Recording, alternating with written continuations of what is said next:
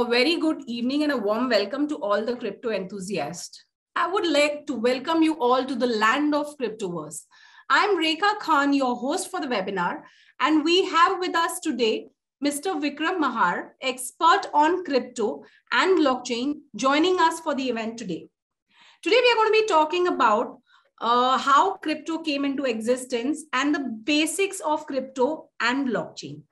On joining, you would notice that all of you all are in mute. If you have any questions throughout the webinar, please write them on the chat section.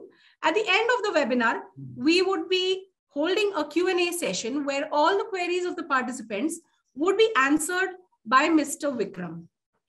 From the creator of Odin, MCX, IEX, here is yet another credible and exchange-neutral platform a user can rely on while walking towards the path of crypto and blockchain understanding. Starting from education to knowledge to all the latest news, all covered under one super app, CryptoWire. From a novice to a professional trader, every market participant can have a slice of information readily available on the touch of their fingers. Let me first walk you through the world's first crypto university, Crypto TV, and CryptoWire services. We all know that crypto and blockchain ecosystem is emerging at an immense speed. And to keep a track of all the events, prices, news looks to be difficult. So what if we have an app like our buddy who works with us, thinks like us, and responds to what we expect? Yes, you heard me right. Your own global crypto super app, CryptoWire. Let me now take you through the app briefly. Here is a global crypto super app, CryptoWire. Let's start with the home page of the app, which covers all the three pillars: Crypto University, Crypto TV, and CryptoWire. Under the CryptoWire services, we have rolled out India's first global index of cryptos, IC15. Yet another feather in our hat. It tracks the performance of all the top 15 cryptocurrencies globally based on market capitalization. Crypto enthusiasts and crypto traders can take informed decisions based on IC15. WireWatch, in this section, we can monitor the best exchange to buy and the best exchange to sell a particular cryptocurrency. In center of the screen, we can also monitor the arbitrage opportunity available between the two exchanges for the same cryptocurrency. There are more than 350 cryptocurrencies listed on our platform, along with 70 plus crypto exchanges worldwide. Crypto TV is an exclusive 24/7 mobile IPTV covering everything on crypto and blockchain ecosystem. It is currently available in 4 different languages: English, Hindi, Gujarati, and Marathi. Coming to the third pillar of our app, which is Crypto University, being the world's first digital university to offer courses on crypto and blockchain, you can find the best courses offered by MIT and University of Michigan on just a single click. With this, I would like to introduce our speaker for today, Mr. Vikram Mahar. He is going to be introducing us to the topic on basics of crypto and blockchain. Vikramji has over 7 years of experience in crypto and blockchain industry. He has a very strong background and knowledge and has effectively contributed for various startups and international products. He started his crypto journey as a crypto enthusiast and investor. He has come a long way and his journey has been very interesting. After gaining a lot of knowledge himself, he has started taking a decision to educate the masses and create something new and interesting in this technological era. Join me in welcoming Mr. Vikramji. Vikramji? Yeah, hello. Thank you for the invitation, ma'am.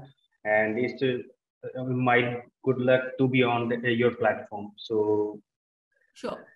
आज की जो initiative आपने दिया है crypto university and crypto TV, उसी initiative में आपका ये कड़ी में एक हमारा सेशन होगा जो हम नॉर्मली हिंदी में डिस्कस करेंगे. So this will be very great and exciting session. Absolutely, sir. Looking forward. So आज हम बात करने वाले हैं क्रिप्टो करेंसी को इन बेसिक टर्मिनोलॉजी हम कैसे समझ सकते हैं, हमारे लिए सबसे बड़ा चैलेंज आता है लैंग्वेज बैरियर का, क्योंकि बहुत मास लेवल में है इंडिया में हिंदी बोली जाती है, और हिंदी बोले जाने के कारण इंग्लिश में जो टर्मिनोलॉजी है उस चीज से में हम अटेन नहीं कर पाते हैं। सबसे बड़ा इशू ये होता है। और दूसरी चीज, हमें टेक्नोलॉजी की नॉलेज ना हो पाने की वजह से एक सबसे बड़ा मेजर चैलेंज हमें फेस करना पड़ता है। तो सबसे पहले हम नजर डालते हैं कि क्रिप्टो करेंसी आखिर होती क्या है और इस कैसे काम करती है और क्या इसके मेन फंडामेंटल्स हैं। आइए डिटेल में समझते हैं क्रिप्टो करेंसी को। तो बेसिकली हम क्रिप्टो करेंसी को डिटेल में समझने के पहले हम ये चीज देख लेते हैं आज टॉपिक में कवर क्या होगा। क्रिप्टो करेंसी एंड डेफिनेशन, और बिटकॉइन एंड ट्रेडिंग माइनिंग, ये सारी चीजें क्या होती है। इसके साथ साथ हम ब्लॉकचेन टेक्नोलॉजी को भी समझेंगे कि ये हमारे लिए कैसे बेनिफिशियल है, हमारी डेली लाइफ में कैसे बेनिफिशियल है, मॉडर्न लाइफ के साथ साथ अपकमिंग टाइम में भी कैसे हेल्पफुल है। सो आइए चलते हैं हमारे फर्स्ट एक जो टॉपिक है जिसके बारे में हम ये जान लेते हैं कि मनी और बैंकिंग में क्या डिफरेंस है जो आज हमें देखने को मिल रहा है। पीछे कुछ सालों पहले जब हम कोई एक्सचेंज करते थे तो हमें कुछ एसेट के तौर पे हमें कोई डिपॉजिटरी होती थी, वो हमें फेस करनी पड़ती थी। लाइक हमें कुछ लगेज चाहिए, लाइक कोई एसेसरीज चाहिए, तो उसके लिए हमें कुछ गोल्ड कॉइन्स है, ऐसे कुछ सिल्वर कॉइन्स भी थे, और बाद में धीरे धीरे आयरन के जो मेटलिक चीजें हैं उन सभी का यूज होता था, जो प्रीशियस मेटल होते थे। तो ऐसे ही एक व्यवहार बना हुआ है जो पुराने टाइम से चला आ रहा है। जो गोल्ड कॉइन है या अदर कॉइन्स थे, उनके बाद बाद प्रचलन बढ़ता गया इन चीजों को एक्सचेंज करने में। और साथ साथ जैसे भी ये सेंट्रल बैंक के अथॉरिटी के अंडर आया, तब सेंट्रल बैंक ने अपने नोट्स प्रिंट करने शुरू कर दिए। तो ये सफर अब तक का था वो हमारा था फिजिकल मनी का। जब नोट्स है आरबीआई के द्वारा या जो भी प्रिंटेड मनी है उसको जो हमें अलॉट किया जाता है, क्या उसकी वैल्यू कौन डिसाइड करता है, कैसे उसका पता चलता है कि 1 रुपए के वर्थ में 1 रुपए की चीज हमें मिलेगी। तो ये आरबीआई डिसाइड करता है, और इसके लिए एक रेगुलेटरी बॉडी बनाई हुई है जो आरबीआई है, और इसके अलावा अदर जो बॉडीज हैं साथ में मिलकर काम करती है। अब बात आती है उस मनी में जो आरबीआई द्वारा प्रिंटेड होती है, सेंट्रल बैंक द्वारा प्रिंटेड होती है, और जो फेडरल रिजर्व के द्वारा प्रिंटेड होती है, उसमें एक सबसे बड़ा लूप होल हमें देखने को मिलता है। वो है कि इन्फ्लेशन रेट बढ़ने से हमारी जो वर्थ है उस मनी की, सो उस चीज में हमें वो वैल्यू नहीं मिल पाती है।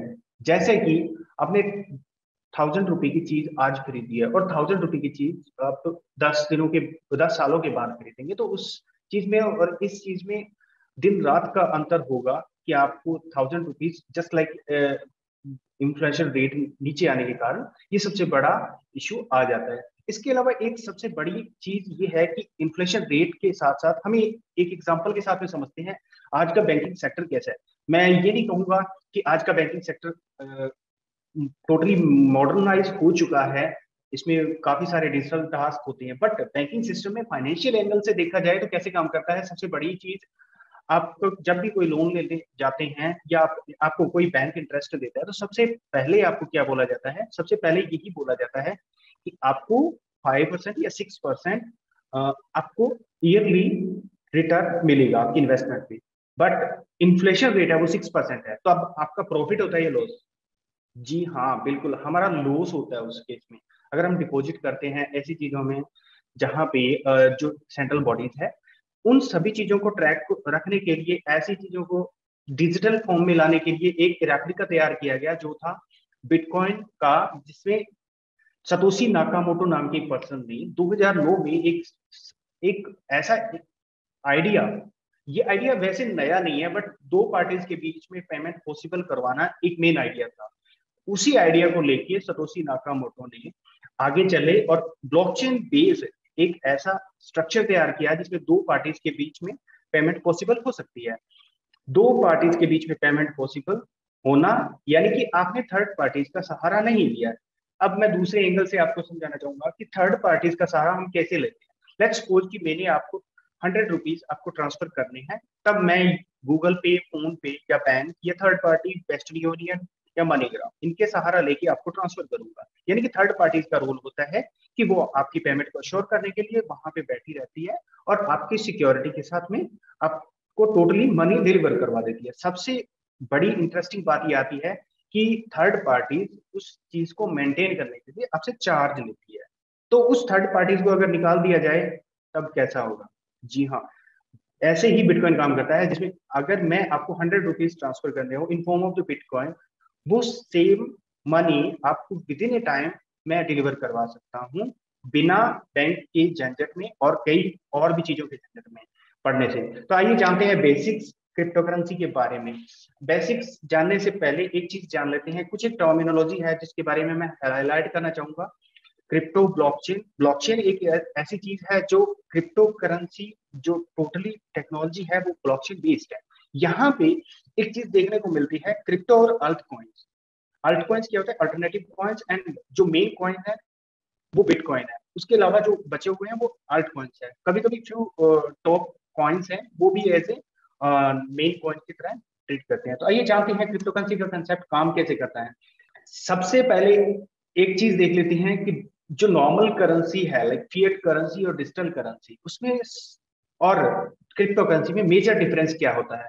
सेंट्रलाइज होने की वजह से यहाँ पे अथॉरिटी सेंट्रल बॉडीज के पास में होती है, जो कि एक अश्योरेंस के साथ में आगे बढ़ती है। लाइक उनका डाटा है, उनकी केवाईसी, आपकी केवाईसी है, उनके पास में रहती है, जैसे कि सेंट्रल बैंक या फाइनेंशियल इंस्टीट्यूट। इसके अलावा क्रिप्टो करेंसी डिसेंट्रलाइज होने की वजह से एक पार्टी के पास में कोई अथॉरिटी ना होके मल्टीपल नोड्स के बीच में ये अथॉरिटीज डिवाइड होती है। यानी कि इसका गवर्निंग एक कंप्यूटर नहीं करता है। अगर इन केस एक कंप्यूटर खराब हो जाता है, हैक हो जाता है, तो भी नेटवर्क पे कोई फर्क नहीं पड़ेगा। ये टोटली डिसेंट्रलाइज होता है। यहाँ पे मल्टीपल कंप्यूटर एक साथ काम करते हैं, जो कि एक पर्टिकुलर ट्रांजैक्शन को परफॉर्म करवाने के लिए अपनी माइनिंग या वैलिडेशन प्रोसेस करते हैं। अब दूसरे नंबर पॉइंट पे आते हैं, KYC required for the central bank. जब भी आप बैंकिंग सेक्टर्स का यूज करते हैं, बैंक का यूज करते हैं या फाइनेंशियल इंस्टीट्यूट होता है, वहां पे केवाईसी देना मैंडेटरी होता है। तो वो केवाईसी देना क्रिप्टो करेंसीज में मैंडेटरी नहीं है। आप पार्शली भी जा सकते हैं, कोई जरूरी नहीं है आप डिसेंट्रलाइज वैलेट्स का यूज करके, आप बिना केवाईसी के भी आप कोई भी डील करना चाहें वो कर सकते हैं।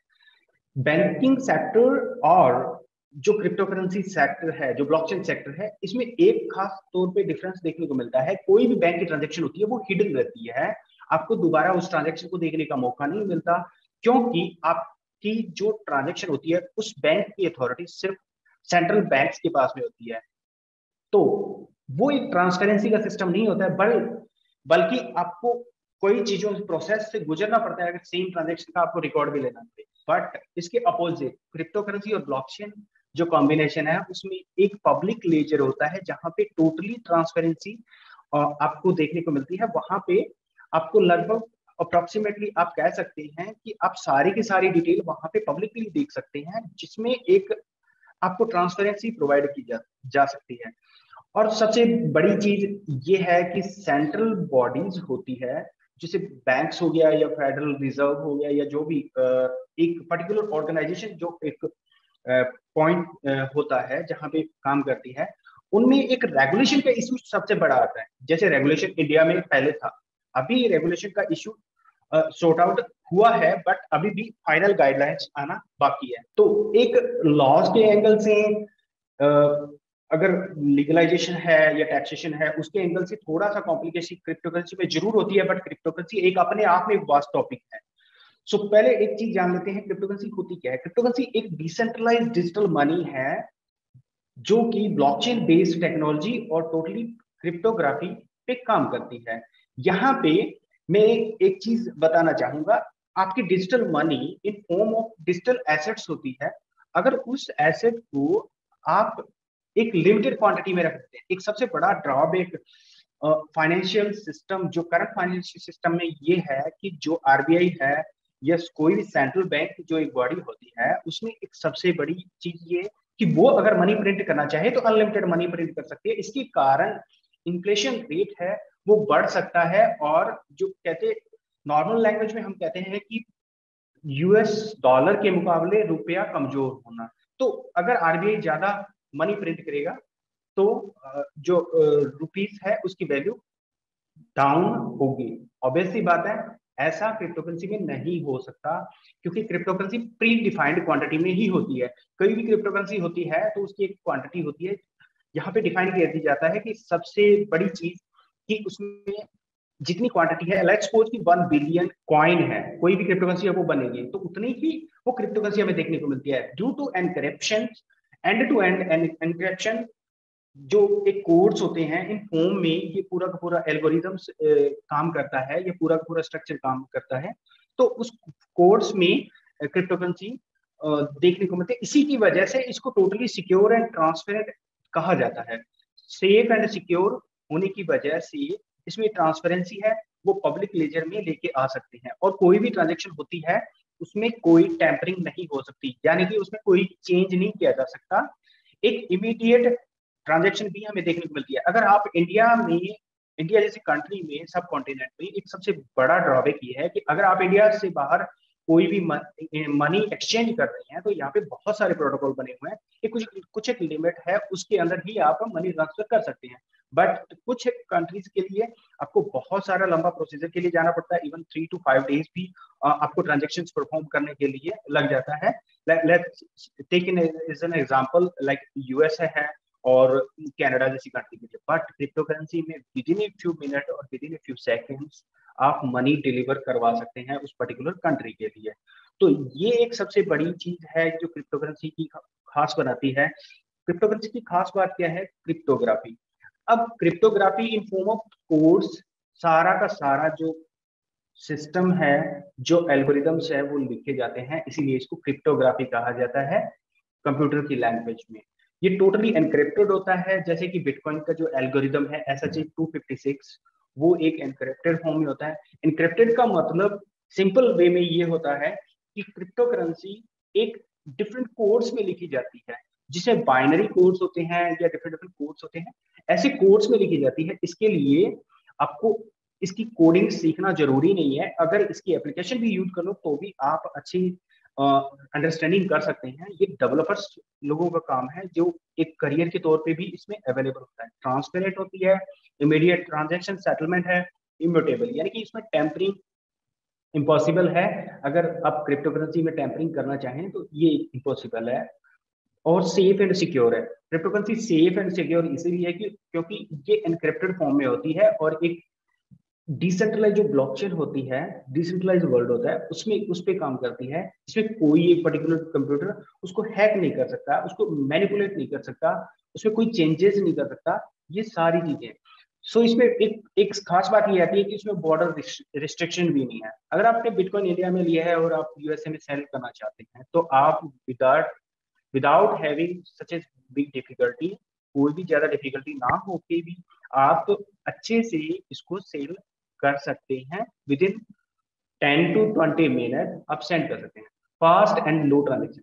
सो फास्ट ट्रांजेक्शन इसकी इसीलिए है क्योंकि ये बॉर्डरलेस रिस्ट्रिक्शन बेस्ड सिस्टम है नहीं, यानी कि हम क्रिप्टो करेंसी की इस तरीके से एक बनावट है कि इसमें ट्रांजेक्शन यहाँ पे कर रहा है कोई भी कंट्री में आपको without having so much difficulty, और जो बैंकिंग सेक्टर में जो फॉर्मेलिटीज आती हैं उन फॉर्मेलिटीज को दूर करके भी हम ये चीजें एक कम फीस में भी हम डिलीवर करवा सकते हैं।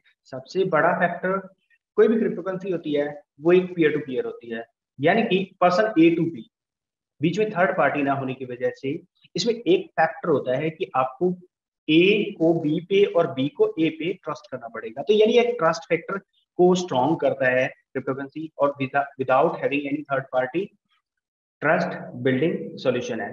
क्रिप्टो करेंसीज का और भी कई चीजें हैं जो हम इसमें हाईलाइट करेंगे, जैसे कि क्रिप्टो करेंसीज में सेंट्रलाइज वर्सेस डिसेंट्रलाइज में क्या फर्क होता है। जो पर्सन फाइनेंशियल चीजों से जुड़ा हुआ है, अगर चाहता है कि हम यहाँ पे ये चीजें देखें कि किस तरीके से सेंट्रलाइज और डिसेंट्रलाइज सिस्टम काम करता है, तो उसको इजीली समझ में आ सकता है कि सेंट्रलाइज और डिसेंट्रलाइज कैसे काम करता है। थर्ड पार्टीज का इन्वॉल्वेशन सेंट्रलाइज में यस होता है, बट डिसेंट्रलाइज में नहीं होता है। कंट्रोल होता है वो सेंट्रल अथॉरिटी के पास, फुल्ली कंट्रोल होता है। अगर आपके बैंक में कुछ भी अगर इरेगुलरिटीज होती है तो पूरा का पूरा अकाउंट भी बैंक आपका फ्रीज करने की अथॉरिटी रखता है, बट डिसेंट्रलाइज वर्ल्ड में ऐसा नहीं होता। वेब 3 के आने के बाद ये चीजें और भी बदलेगी। अभी वेब 3 भी है जो अंडर डेवलपमेंट है, ऐसा कह लो। तो ये डिसेंट्रलाइज होने की वजह से एक अथॉरिटी किसी पर्टिकुलर कंप्यूटर के पास नहीं रहती है उसकी वजह से। और हैकेबल सेंट्रल बॉडी होती है, उसका एक अथॉरिटी होती है, एक पर्टिकुलर एक पॉइंट, एक सेंट्रल बॉडी होती है, लाइक एक आरबीआई के पास में एक्सेस है या एसबीआई का उसके मेन हेडक्वार्टर पे है एक्सेस है। सो मेनली एक सेंट्रल बॉडीज होने के कारण ये हैकेबल है। अगर कोई सिस्टम में टेम्परिंग करना चाहता है तो वो भी कर सकता है सेंट्रलाइज सिस्टम में, बट डिसेंट्रलाइज सिस्टम में ऐसा नहीं होता है। Single point of failure, single point of failure में क्या होता है कि एक पर्टिकुलर पॉइंट पे सेंट्रलाइज बॉडीज है वो फेल हो जाती है, बट डिसेंट्रलाइज में ऐसा नहीं होता है। एक कंप्यूटर, दो कंप्यूटर या कुछ एक यूनिट्स काम करना बंद कर दे तो वो साइड बाय करके एक अलग से स्ट्रक्चर क्रिएट हो जाता है कि ब्लॉकचेन बेस्ड होने के कारण ये सारा का सारा होता है। Ease of uses banking sector का है सबसे सेंट्रलाइज सिस्टम का एक सबसे बढ़िया चीज है कि वो इतना सिंप्लीफाइड होती है कि आपको ease of doing that particular task, यानी कि आपको इतना इजीनेस महसूस होता है कि आप इसको यूज कर सकते हैं। फॉर एग्जांपल मैं आपको बताना चाहूंगा कि यहाँ पे जैसे कि आप गूगल पे यूज करते हैं, यूपीआई पेमेंट करते हैं, इतना इजी है कि आप with in a few seconds आप पेमेंट ट्रांसफर कर सकते हैं। बट डिसेंट्रलाइज सिस्टम में ऐसा नहीं होता है। इसमें कुछ एक चीजें होती है जो आपको ध्यान में रखनी होती है। एक्सचेंज फीस जो सेंट्रलाइज पार्टीज है एज ए थर्ड पार्टीज होती है, सेंट्रलाइज सिस्टम में थर्ड पार्टीज होने की वजह से हाई फीस आपको पे करनी पड़ती है, बट डिसेंट्रलाइज वर्ल्ड में थर्ड पार्टीज ना होने की वजह से ओनली आपको नॉमिनल सी फीस देनी पड़ती है जो कि अफोर्डेबल है। सो बेसिकली हमने ये चीज देखा कि क्रिप्टो करेंसीज कौन कौन सी है पूरे मार्केट में। हमने देखा होगा कि बिटकॉइन का नाम आता है, इथेरियम का नाम आता है, बट ये सारी क्रिप्टो करेंसीज आज इस लेवल पे पहुंच चुकी है कि 2009 के बाद में अब तक के ऑल टाइम हाई को भी टच किया है 2001 में। ये सारी क्रिप्टो करेंसीज एक स्पेशल प्लेटफॉर्म पे बनी होती है जो कि एक तरह से एक टोटली ट्रांसपेरेंट होता है ब्लॉकचेन, जिसका नाम है ब्लॉकचेन टेक्नोलॉजी, जिसको कहा जाता है। ब्लॉकचेन टेक्नोलॉजी का यूज ओनली एक क्रिप्टोकरेंसी में ही नहीं होता है। हम आगे बात करेंगे ब्लॉकचेन के यूज केसेस क्या है जो एक रियल लाइफ में पॉसिबल होने की लाइन में लगे हुए हैं। अभी बहुत सारी पॉसिबिलिटीज है ब्लॉकचेन सेक्टर में जो अपकमिंग टाइम में हमें देखने को मिलेगी। जैसे जैसे टाइम आगे निकलता जा रहा है, डेवलपमेंट होती जा रही है, ब्लॉकचेन को और भी एफिशिएंट बनाया जा रहा है, स्केलिंग हो रही है, इसकी वजह से ब्लॉकचेन के अदर यूज केसेस भी सामने आ रहे हैं। ब्लॉकचेन होती क्या है?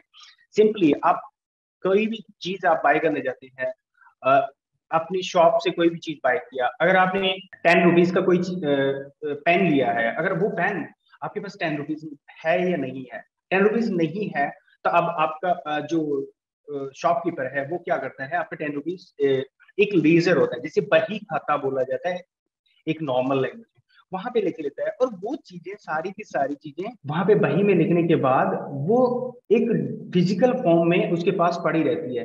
विद इन 1 मंथ 2 मंथ या 1 ईयर के बाद में आप देखेंगे तो वो सारी चीजें वही पड़ी रहती है। सेम उसी तरीके से एक डिजिटल लेजर होता है जो डिजिटल बही खाता जिसे बोलते हैं, उसका नाम है ब्लॉकचेन टेक्नोलॉजी। ब्लॉकचेन टेक्नोलॉजी का नाम कई तरीके से इसमें इसमें खास बात ये है, ब्लॉकचेन टेक्नोलॉजी है वो क्या कर रहा है, उसने क्या किया है, एक डिजिटल लेजर तैयार किया है जिसमें आप सारी की सारी चीजें पब्लिकली देख सकते हैं। जो और चीजें होती हैं जो जैसे कि शॉपकीपर है वो अगर आपको लेजर का एक्सपीरियंस कैसा होता है उसका मैं बताता हूँ कि वहां पे मैनिपुलेशन भी हो सकती है। एक तो वहां पे पब्लिक अथॉरिटी नहीं होती उस लेजर को एक्सेस करने में, दूसरी चीज वो मैनिपुलेट भी कर सकता है क्योंकि सिंगल आइडेंटिटी के हाथ में है, सिंगल पर्सन इंडिविजुअल पर्सन के हाथ में है।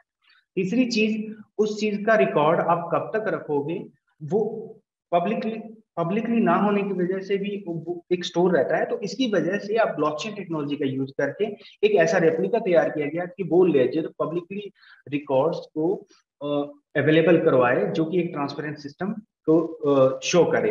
लाइक इसमें पेमेंट्स भी है और भी कई चीजें हैं जो इसमें परफॉर्म हो सकती है। साइबर सिक्योरिटी में भी यूज हो सकता है इसका ब्लॉकचेन टेक्नोलॉजीज का। इस ब्लॉकचेन टेक्नोलॉजी के एडवांटेज क्या है, ये सबसे बढ़िया इंटरेस्टिंग क्वेश्चन है। अगर आप इसके एडवांटेज जान जाओगे तब आपको बहुत सारी चीजें क्लियर हो जाएगी। ब्लॉकचेन टेक्नोलॉजी में सबसे बड़ी चीज ये ट्रस्ट फैक्टर को बढ़ाता है। दो पार्टीज के बीच में पेमेंट पॉसिबल होने का एक बैरियर है जिसे हम ब्रिज कहते हैं, जो दो साइड को कनेक्ट करता है। डिसेंट्रलाइज स्ट्रक्चर होने की वजह से इसमें एक खास बात यह है कि इसमें मैनिपुलेशन नहीं है। लाइक सेंट्रल बॉडी में क्या होता है कि कोई भी आपका हैक होता है या सेंट्रल अकाउंट भी हैक हो जाते हैं हमारे। सो ऐसे चीजें से हम बाहर निकल सकते हैं। Reduce the cost and speed, ये स्पीड भी रिड्यूस करती है और कॉस्ट भी रिड्यूस करती है। स्पीड भी होता है उसको भी मेंटेन रखती है, लाइक इंक्रीज करती है। मेन चीज ये आती है कि अगर आपको वही एग्जांपल, अगर आप पेमेंट ट्रांसफर करने वाले हैं यूएस में, तो आप विद इन फ्यू मिनट्स कुछ एक क्रिप्टोकरेंसी है जिनके सहारे आप कुछ एक सेकंड्स में आप यहाँ पे पेमेंट ट्रांसफर कर सकते हैं। ये सारा का सारा टास्क होता है ब्लॉकचेन के प्लेटफॉर्म के ऊपर। अलग अलग क्रिप्टोकरेंसीज की अलग अलग टाइप की ब्लॉकचेन्स होती हैं, अलग अलग फंडामेंटल्स होते हैं, उनके अलग अलग मैकेनिज्म्स होते हैं, कैसे काम करती है उसको अब आप इसको यूट्यूब पे सर्च कर सकते हैं, इसके बारे में डिटेल में हम कभी समझेंगे।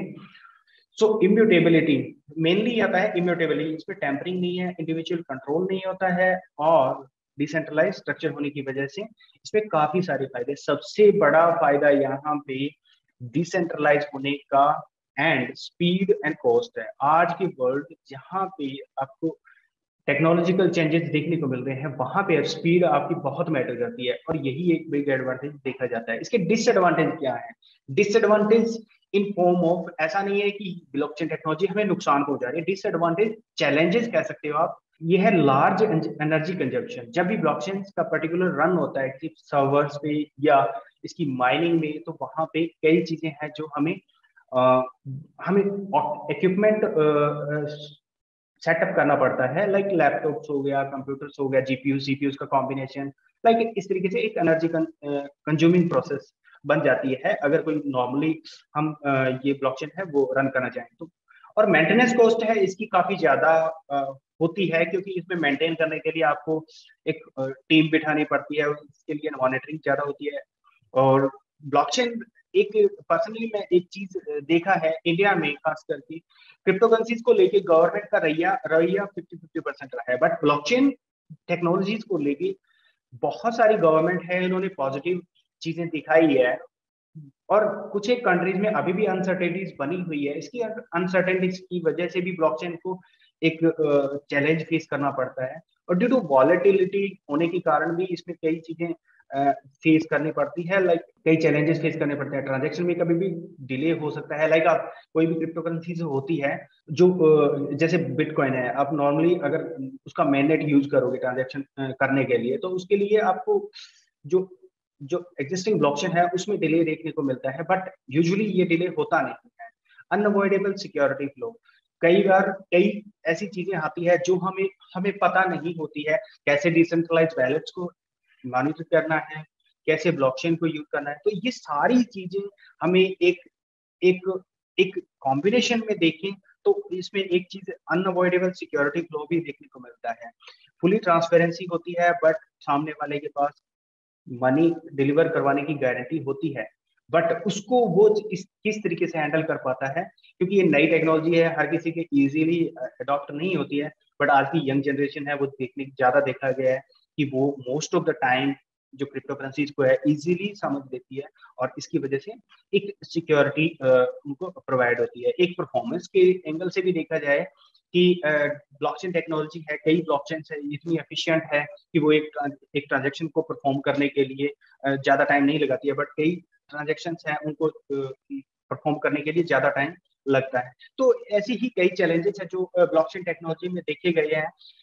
तो एक्चुअल में ब्लॉकचेन टेक्नोलॉजी काम कैसे करती है इसको थोड़ा सा समझ लेते हैं। सबसे पहले एक ट्रांजेक्शन होती है, कोई भी क्रिप्टोकरेंसी है जो पर्सन ए से बी तक जानी है, सबसे पहले उसको एक एनक्रिप्शन फॉर्म में मनी के तौर पे उसको देखा जाता है, और उसके ऊपर ब्लॉक के हिसाब से उसको डिवाइड किया जाता है। सबसे पहले पर्सन ए है, वो बी को ट्रांसफर करेगा, तो वो ट्रांजेक्शन ब्लॉक्स में पर ब्लॉक में एक इस तरीके से जाएगी कि वहां पे वैलिडेशन होने के बाद वो आगे फर्दर जो अपनी इंफॉर्मेशन है वो फर्दर कंप्यूटर्स को देगी, और सभी कंप्यूटर्स में डिस्ट्रीब्यूटेड हो जाएगी।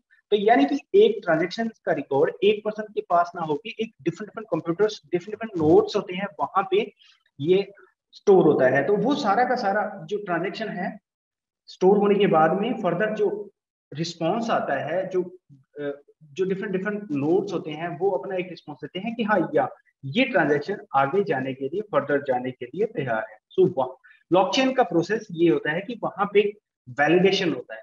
वैलिडेशन कोई मैनुअली नहीं करता है, वहां पे कंप्यूटर्स होते हैं, जीपीयू, सीपीयूज और अदर जो डिफरेंट डिफरेंट प्रोसेस होती है डिफरेंट डिफरेंट ब्लॉकचेन्स में हमें देखने को मिलता है।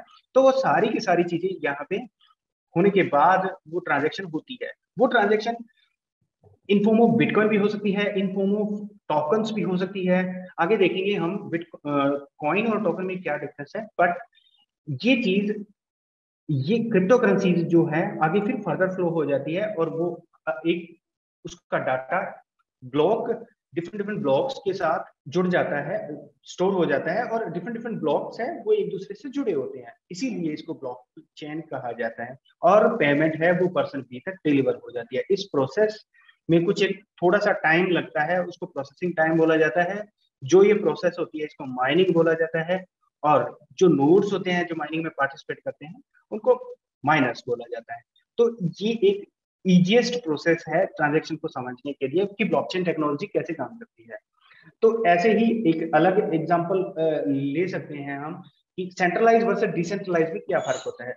अब आपको पता चल गया होगा कि सेंट्रलाइज सिस्टम एक पर्टिकुलर नोड होता है जहां पे एक सेंट्रल अथॉरिटी के पास में एक चैलेंज, एक सारा का सारा कंट्रोल होता है। तो सेंट्रल अथॉरिटी है, जैसे एग्जांपल हमने आरबीआई लिया, तो एक सेंट्रल अथॉरिटी है, उसके पास में सारा अथॉरिटी होने के कारण एक सिस्टम मैनिपुलेशन और हैकिंग ये सारी चीजें टेक प्लेस हो सकती है। बट डिसेंट्रलाइज नेटवर्क में एक एक्सेस एक पर्टिकुलर पर्सन के साथ में नहीं होता है, इसका मल्टीपल कंप्यूटर्स के साथ में एक्सेस होता है, वो आपस में जुड़े रहते हैं। और एक आता है डिस्ट्रीब्यूटेड नेटवर्क, या this is a very good example to understand. यहाँ डिस्ट्रीब्यूटेड लीजर है, वो क्या करता है, अलग अलग जो पार्टिसिपेंट्स है सभी का वॉलेट एक दूसरे कंप्यूटर से इस तरीके से जुड़ा होता है। Not only computer, different nodes होते हैं, वो माइनर्स अपना डाटा हर जगह स्टोर करवाते हैं और उसके बाद में ये परफॉर्मेंस अपनी परफॉर्म करते हैं। तो ऐसे ही ये डिस्ट्रीब्यूटेड लेजर काम करता है। सो इन पिक्चर्स को देख के आपको क्लियर हो गया होगा कि सेंट्रलाइज वर्सेस डिसेंट्रलाइज में जो एक वॉर छिड़ी है जो क्रिप्टो करेंसीज को आगे लेके जा रही है। जैसे जैसे ग्रोथ आई है क्रिप्टो करेंसीज में, लाइक वो चीजें काफी अट्रैक्टिव है क्योंकि ये ब्लॉकचेन बेस्ड प्लेटफॉर्म्स हैं। जो ब्लॉकचेन है इसको इतनी क्या कहते हैं ब्यूटिफिकेशन देता है जो और कोई टेक्नोलॉजी इसको दे या ना दे। सो मेनली कई चीजें हैं जो मैंने देखी है कि डीएलटी डिस्ट्रीब्यूटेड लेजर है उसके कई फायदे हैं। लाइक प्रोग्रामेबल होता है, कोई भी ब्लॉकचेन होता है उसके ऊपर स्मार्ट कॉन्ट्रैक्ट भी जनरेट कर सकते हैं, उसको सिक्योर भी बना सकते हैं, उसको टोटली सिक्योर रखा जाता है। लाइक कोई भी ब्लॉकचेन होती है वो इटसेल्फ एक सिक्योरिटी होती है।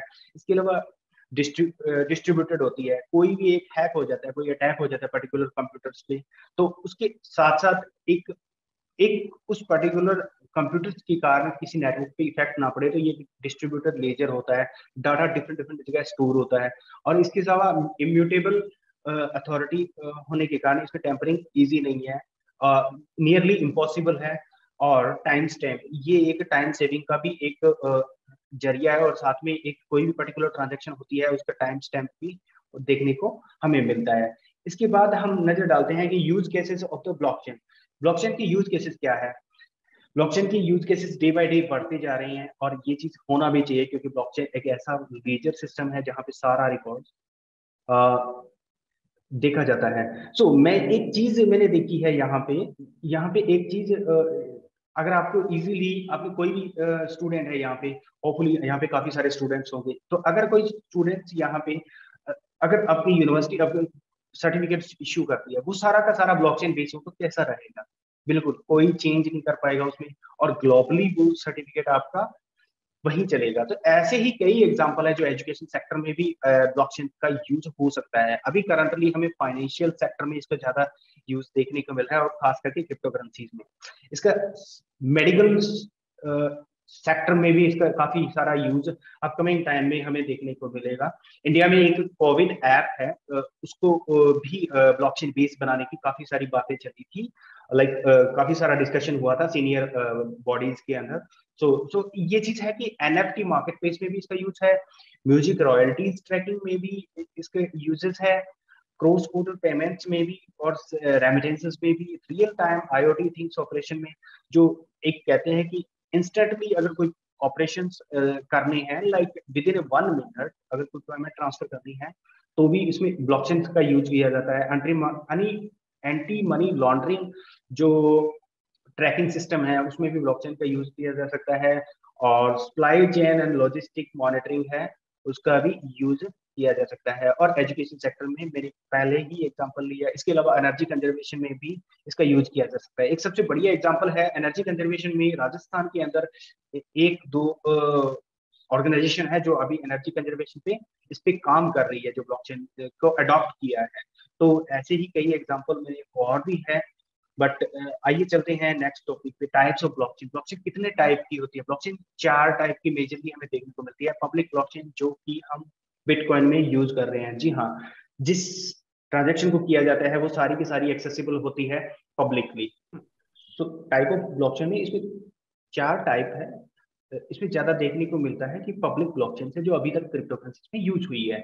सो मेजरली हम ये चीज देखा जाता है कि जो ज्यादा से ज्यादा क्रिप्टो करेंसीज का यूजेस है, जो पब्लिक लेजर होने की वजह से इसको मोर एंड मोर वायबल बना रहा है। कोई भी ट्रांजेक्शन होती है उसका डाटा पब्लिकली अवेलेबल होता है। अब कोई भी बैंक है, उसका डाटा पब्लिकली स्टोर करवाना इजी नहीं होता है सेंट्रल बैंक्स के लिए। अगर कल को सेंट्रल बोर्ड जो बैंक्स है वो अगर कोई भी ब्लॉकचेन अडॉप्ट करती है तो उनके लिए ये डाटा प्राइवेट रखना ही पड़ेगा। ऐसे ही उनको प्राइवेट ब्लॉकचेन बनानी पड़ेगी, जो ब्लॉकचेन होती है बट वो प्राइवेट वे से मैनेज होती है। तो ये आता है नंबर 2 पे, कंसोर्टियम बेस्ड ब्लॉकचेन। इसका पर्पज है, ये एक परमिशन बेस्ड ब्लॉकचेन होती है जिसका सेमी वे से यूज होता है। लाइक इसको एक जैसे रिपल नेटवर्क में कंसोर्टियम ब्लॉकचेन का यूज किया है, उसमें क्या होता है कि परमिशन बेस्ड होता है। एक इंटरनली आप एक पब्लिकली भी होती है, प्राइवेट भी होती है, बट इनका एक इंटरनली एक्सेस सिस्टम होता है जहां पे एक बैंकिंग सेक्टर में भी हमें देखने को मिलता है। लाइक मैनेजर है, उसका एक्सेस पीओ के पास रहेगा, बट पीओ की चीज का एक्सेस क्लर्क के पास नहीं रहेगा। तो ऐसे ही एक इंटरनली एक इस तरीके से कोडिंग होती है कि वो एक सीनियर हायरार्की के बीच में और जूनियर हायरार्की के बीच में, सॉरी पूरी हायरार्की के बीच में ये कॉम्बिनेशन बनाए।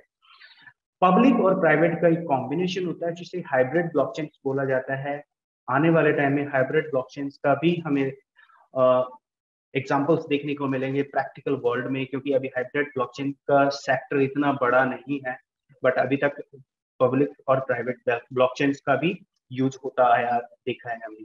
सो बेसिकली हम थोड़ा सा इसके एक चीज जान लेते हैं कि ट्रेडिंग क्या होती है। अभी मैं एक टर्मिनोलॉजीज है उनकी बात कर रहा हूँ, फिर मैं एक कुछ फैक्ट पे आऊंगा। ट्रेडिंग होती है बाइंग, सेलिंग, स्टोरिंग और ट्रांसफरिंग एंड विड्रॉइंग और डिपॉजिट। ये सारी चीजें एक्टिविटीज ट्रेडिंग कहलाती है। किसी भी क्रिप्टो करेंसी मार्केट में जो करंट प्राइस चल रहा होता है तो उस हिसाब से आप क्रिप्टो करेंसी बाय कर सकते हैं और सेल कर सकते हैं। तो ये एक चीज आती है कि ट्रेडिंग करना है, आप कौन से एक्सचेंज में करें ये आप डिसाइड करें, कैसे आपको ट्रेडिंग करनी है, कौन से पेयर में करनी है, ये सारे फैक्टर ये आप पे लागू होते हैं। इसके अलावा आती है माइनिंग। क्रिप्टोकरेंसी माइनिंग एक ऐसी चीज होती है, एक ऐसा प्रोसेस होता है जिसमें आप सिर्फ ट्रांजेक्शन्स को वेरीफाई करने के लिए और वैलिडेट करने के लिए आप यूज करते हैं। लाइक सबसे पहले एक ट्रांजेक्शन परफॉर्म होती है ए टू बी। मैं वही एग्जांपल फिर से ले रहा हूँ। पर्सन ए है, वो बी को ट्रांसफर करता है कुछ मनी, $10 ट्रांसफर करता है। उस ट्रांसफर के लिए वो एक ब्लॉकचेन सिस्टम से होके गुजरती है। उस ट्रांजेक्शन को वेरीफाई करने के लिए डिफरेंट नोड्स होती हैं। उस नोड्स को एक ब्लॉक कंप्लीट होने के बाद उनको एक रिवॉर्ड मिलता है, और वो रिवॉर्ड इन फॉर्म ऑफ वो नेटिव करेंसीज होती है। लाइक बिटकॉइन की माइनिंग है, अगर आप बिटकॉइन की ट्रांजेक्शन को वेरीफाई करते हो, एक ब्लॉक को लाख ट्रांजेक्शन कंप्लीट करने के बाद में बनता है, तो वो ब्लॉक कंप्लीट होने के बाद आपको कुछ रिवॉर्ड मिलता है इन फॉर्म ऑफ बिटकॉइन। तो ऐसे ही अलग अलग करेंसीज, अलग अलग क्रिप्टो करेंसीज का एक अलग अलग एग्जाम्पल है। तो ऐसे ही वैलिडेशन काम करती है। जो वैलिडेशन होता है वो कैसे काम करती है, वो भी एक एग्जांपल ऐसा ही है। इसके अलावा एक फर्क, सबसे बढ़िया चीज ये है, कॉइन और टोकन्स में क्या डिफरेंस होता है। सबसे बड़ा डिफरेंस कॉइन और टोकन में ये होता है कि कॉइन, कोई भी कॉइन होता है, कोई भी क्रिप्टो करेंसी होती है, उसकी एक ब्लॉकचेन होती है, और ब्लॉकचेन पे कोई भी ब्लॉकचेन है उसकी ऑन ब्लॉकचेन हो सकती है या दूसरी भी हो सकती है। बट क्रिप्टो करेंसीज होती है वो हमेशा एक अपनी ब्लॉकचेन को लेके चलती है, और जो भी क्रिप्टो करेंसीज किसी भी अपनी ब्लॉकचेन, नेटिव ब्लॉकचेन पे काम कर रही है, तो वो एक कॉइन होता है। इसके अलावा टोकन्स होते हैं, वो प्री बिल्ट ब्लॉकचेन के ऊपर काम करते हैं, एज लाइक वीएनबी। मैं एक एग्जांपल लेता हूँ ईएनजी कॉइन का और रेन लाइट कॉइन, ये जो प्री बिल्ट ब्लॉकचेन है उस पर काम कर रही है। सो क्रिप्टो करेंसीज में एक चीज ये है कि ये पेमेंट ट्रांसफर करने के लिए यूज होता है, और इसके अलावा जो टोकन्स होते हैं वो एक पर्पज के लिए भी यूज होते हैं, as well as payment transfer करने के लिए। तो ये सबसे बड़ा एग्जांपल है। कॉइन का एग्जांपल बिटकॉइन, इथेरियम, रिपल है। और इसके अलावा अब अगर आप देखोगे एग्जांपल, लाइट कॉइन है टोकन का एग्जांपल। इसके अलावा और भी बहुत सारे टोकन है जो आप कॉइन मार्केट कैप में देख सकते हैं। वहाँ पे बहुत बड़ी लंबी लिस्ट है, 17,000 से ज्यादा अभी क्रिप्टो करेंसीज और ऑल टाइम जो बिगेस्ट टारगेट है उन्होंने अचीव किया है, लाइक जो $1 ट्रिलियन का जो अभी तक मार्केट कैप था। सो अभी तक ये चीज हमने देखी कि स्मार्ट की जो ब्लॉकचेन है और क्रिप्टो करेंसीज है। बट स्मार्ट कॉन्ट्रैक्ट क्या होता है? स्मार्ट कॉन्ट्रैक्ट एक ऐसी टर्मिनोलॉजी होती है जो कि एक तरह से लीगली बाउंड किया जाता है हम किसी भी यूजर को। और इसके अलावा कई चीजें और भी हैं, जैसे स्मार्ट कॉन्ट्रैक्ट के अलावा जैसे कि स्मार्ट कॉन्ट्रैक्ट है एक ऐसा कॉन्ट्रैक्ट होता है जो टू पार्टीज के बीच में पॉसिबल करवाया जाता है। इसको क्रिप्टो करेंसीज में भी यूज किया जाता है। जो कोड्स होते हैं लाइक एग्रीमेंट के टाइप में स्मार्ट कॉन्ट्रैक्ट का यूज किया जाता है। तो इसके अलावा हम डिफरेंट डिफरेंट क्रिप्टो करेंसीज हैं, वो भी आपने देखा होगा। क्रिप्टो करेंसीज बिटकॉइन है, इथेरियम है, लाइट कॉइन है, इज एन एग्जांपल मैं यहाँ पे मेंशन कर रहा हूँ। इसके अलावा प्रूफ ऑफ वर्क और प्रूफ ऑफ स्टेक में क्या डिफरेंस होता है? ये दोनों मैकेनिज्म, कंसेंसस मैकेनिज्म होते हैं जिसके बेस पे ब्लॉकचेन काम करती है, proof of stake and proof of work. So आज के सेशन में इतना ही। जी हाँ, अब अगर कोई क्वेश्चन है तो आप अपना माइक ओपन कर सकते हैं, पूछ सकते हैं। So there are few questions which have come in, Vikram ji. तो इसमें एक क्वेश्चन जो आया है, we'll be taking only 2 or 3 questions. Okay. So one question which is come in. Yes, sure. Is a crypto token the same as a crypto coin? Well ये same होता है क्योंकि ये ब्लॉकचेन बेस्ड टेक्नोलॉजी होती है। But एक सबसे बड़ा मेजर डिफरेंस ये होता है कि एक ब्लॉकचेन क्रिप्टो करेंसी जो होती है, जैसे बिटकॉइन की ब्लॉकचेन है SHA 256 जो एल्गोरिथम पे काम कर रही है, उस ब्लॉकचेन को यूज करके बिटकॉइन अपना काम कर रहा है। बट अगर वही ब्लॉकचेन किसी दूसरे प्लेटफॉर्म को हम ग्रांट करते हैं, एक्चुअली एक ब्लॉकचेन दूसरे प्लेटफॉर्म को इनवाइट करती है कि आप आइए हमारे प्लेटफॉर्म पे क्रिप्टो करेंसीज बनाइए, यानी कि क्रिप्टो टोकन बनाइए। वो टोकन इन फॉर्म ऑफ एक बाहर वाली parties as a second parties होती है, उसके वहां पे काम करता है। तो क्रिप्टो टोकन वो होते हैं जो दूसरी ब्लॉकचेन को यूज करते हैं, मेजरली उन्हीं को कहते हैं। और कॉइन्स होता है जो खुद की ब्लॉकचेन लेके आते हैं। जी। Okay, so the next question that we have is who controls the cryptocurrencies? Basically this is a very good and interesting question. यहाँ पे पूरा एक इंटरनेट वर्ल्ड है, जहां जहां तक इंटरनेट है वहां वहां तक क्रिप्टो करेंसी जाएगी, और उसको कंट्रोल करने के लिए कोई एक सेंट्रल बॉडीज है नहीं। उसके लिए मल्टीपल कंप्यूटर्स है जो एक साथ काम करते हैं, वो ब्लॉकचेन बेस होता है। सो ब्लॉकचेन के ऊपर सारा रिकॉर्ड होता है। क्रिप्टो करेंसी कहीं पे भी कुछ भी हो सकता है। लाइक आप कहीं पे भी पेमेंट ट्रांसफर कर रहे हैं, कहीं पे भी जा रहे हैं, वहां पे एनकैश करवाइए, कोई बॉर्डर लिमिटेशंस नहीं है। बट वो पर्टिकुलर कंट्रीज पे डिपेंड होती है कि वो क्रिप्टो करेंसीज को कितना सपोर्ट कर रही है। बट इंटरनली अगर ब्लॉकचेन अगर बेस्ड है तो उसकी कोई लिमिट नहीं है। कहीं पे भी वो जा सकती है अगर ब्लॉकचेन टोटली डिसेंट्रलाइज होती है तो। जी okay, thank you so much. एक क्वेश्चन ये आया हुआ है, how can a beginner, so since we are majorly catering to beginners today, how can beginners tell if a crypto token has merit or is it a scam? So how can they judge this? Yeah, this is a very big question in this today's era. ये authenticity हमें किसी के टोकेनोमिक्स है, white paper है और उसकी judgement ये नहीं कर सकते हम आज के टाइम में, बट बहुत सारे प्रोटोकॉल्स ऐसे बने हुए हैं जहाँ पे हमें बहुत सारा लंबा आइडिया हो जाता है कि उस कॉइन का लिस्टिंग कहाँ कहाँ है, कॉइन मार्केट कैप में या कॉइन गेको में है या नहीं है। इसके अलावा आप उसका डेली का ट्रेड वॉल्यूम देखिए, पिछले 7 डेज का देखिए, पिछले 1 मंथ का देखिए, वहां से आपको बहुत कुछ पता चल जाता है। इसके अलावा आपकी जो कॉइन बाय कर रहे हैं उसकी ऑडिटिंग हुई है या नहीं, उसका सोशल सपोर्ट कितना है, कम्युनिटी कितना सपोर्ट कर रही है उनको, कितनी बड़ी कम्युनिटी है, और उनका ट्विटर हैंडल क्या कहता है, डेली प्रोग्रेस क्या है। ये सारी चीजें, ऐसी कई चीजें हैं जिसके बिहाफ पे हम एक अंदाजा लगा सकते हैं। इसके कोई कुछ खास पैरामीटर ऐसा नहीं है कि ये पैरामीटर ऐसे बने हैं कि ये उनको देख के ही हम ये कह सकते हैं कि ये जेन्युइन है, ये स्कैम है, but most of the factors आपकी रिसर्च पे डिपेंड करते हैं।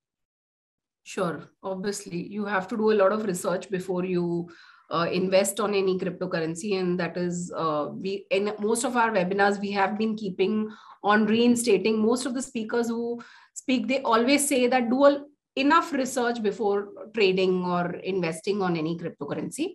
Right. Like Vikramji also said, we need to be sure that whichever cryptocurrency that we are investing on should have like potential. Yeah, definitely. Coming up next is it true that you can trade 24/7? Yeah, there is no limitations. Close the border. आप कहीं पे भी कोई भी exchange है उस पर trade कर सकते हैं, इवन डिसेंट्रलाइज, सेंट्रलाइज, कोई भी एक्सचेंज पे आप ट्रेड कर सकते हैं। 24/7 ट्रेडिंग के लिए आप कर सकते हैं। एक्चुअली ये 24/7 ही होता है। इंडियन गवर्नमेंट ने एनएससी और बीएससी पे जो कुछ आवर्स की लिमिट लगाई है वो एक अलग सिनेरियो है। सो वो एक सेंट्रल बॉडीज के अंदर आता है। सो जो डिसेंट्रलाइज एक्सचेंजेस होती है, सेंट्रलाइज कह लो, बट क्रिप्टोकरेंसी में ऐसा कोई लिमिटेशन अभी देखने को नहीं मिल रही। क्रिप्टोकरेंसी एक ऐसा फील्ड है, इतना नया फील्ड है कि अभी बहुत सारी चीजें आना बाकी है यहाँ पे। नॉट ओनली अभी हमें पिछले 5 सालों से सुन रहे हैं क्रिप्टोकरेंसी का नाम, बट आज जो गवर्नमेंट ने स्टेप लिए हैं, बहुत सारे लोगों ने शुरुआत आज से की है, बट फिर भी कई प्रोटोकॉल्स हैं जो हमें ध्यान में रखने पड़ते हैं। इसके लिए मैं एक स्पेशली ट्यूटोरियल भी बनाता हूँ जो मेरी यूट्यूब चैनल पे है, बट मैं ज्यादा से ज्यादा मैं लोगों को यही कहता हूँ कि आप इनफ रिसर्च कीजिए, प्रॉपर राइट डायरेक्शन में जाइए, और वही आपको सक्सेसफुल बनाती है क्रिप्टोकरेंसी में। एज ए करियर देख लो या एज ए इन्वेस्टमेंट देख लो। Right, sir. Well said. With this, we will be, going ahead and thanking Vikramji for taking out time and sharing his views on today's topic in a layman language that most of the audiences would have been looking forward to. I would also like to thank all the wonderful audiences who have shown interest in learning and making informed decisions before entering the crypto market. I would request all of you all to kindly download the CryptoWire app if not done by now, and be a part of the global learning. We would request all of you to please share your feedback as well on the session. Thank you for attending. Thank you for attending, Vikramji. It was a great presentation and it was wonderful, interacting with you. Thank you so much, sir. Yeah, most welcome. And I'm feeling happy to teach some things new, which is coming new. Sure. There are a lot of other topics that we could teach, and this is Absolutely. a very interesting area. And yeah, please download the app and keep watching. Thank you.